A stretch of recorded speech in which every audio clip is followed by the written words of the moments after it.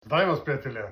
Moje meno je Rastio Gavo a ak patríte k tým, čo sa radi potulujú po čínskych obchodoch a kupujú si tam nástroje za pár eur, tak ostaňte so mnou, pozrieme sa na pár takýchto nástrojov a pozrieme sa na to, či tých pár eur bola dobrá investícia alebo peniaze vyhodené von oknom.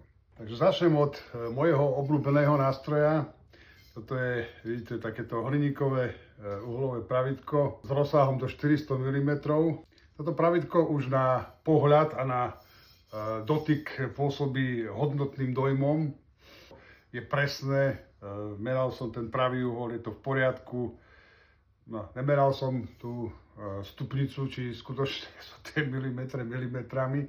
Ako vidíte, pravidko má v strede aj otvory na ceruzku, takže sa s ním dajú rysovať čiary rovnobežné s touto plochou.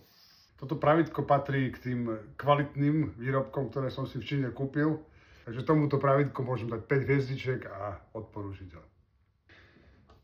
Ďalším výrobkom, ktorý som si kúpil v Číne, je táto svorka, ktorú používam na upevňovanie predmetov na pracovnom stole. Mal som obavy, čo to bude za čudo, ale takisto je to z tých lepších výrobkov, používam ho reálne často a ako funguje v podstate veľmi dobre, výborne by som povedal. Takže aj tomuto výrobku by som dal s kľudom 5 hviezdičiek a odporúčil ho. Tento nástroj na vyznačovanie miest na vrtanie, jamkovač. Tento nástroj je z tých, ktoré pôsobia tiež takým hodnotným, kvalitným dojmom.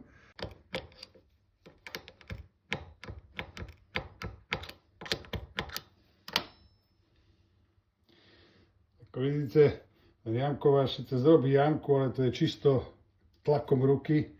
Čiže ten kladivkový efekt, ako ste videli, sa mi vôbec nepodarilo dosiahnuť. No, pre objektivitu treba povedať, že občas to urobí. No. Nepoužívam ho takmer vôbec. Takže toto tu odporúčiť určite nemôžem a dal by som mu tak 1 bod z 5. Ďalším produktom čínskym je táto svorka. Túto svorku používam v podstate výlučne pri nastavovaní čela zásuvky a na tento účel v podstate tá svorka funguje veľmi dobre, takže ja by som jej dal 4 z 5 hviezdičiek a odporúčil ju. No a posledným výrobkom je tiež svorka, alebo svoriek v stolárskej dielni nie je nikdy dosť. No a je to takáto svorka, ktorá drží pravý uhol, napríklad keď robím zásuvky, alebo nejaké bedničky a podobné veci, tak ten pravý uhol je skutočne pravým uhlom a tá svorka funguje dobre. Takže tiež môžem odporúčiť, dal by som jej tiež tak 4 z 5 hviezdičiek.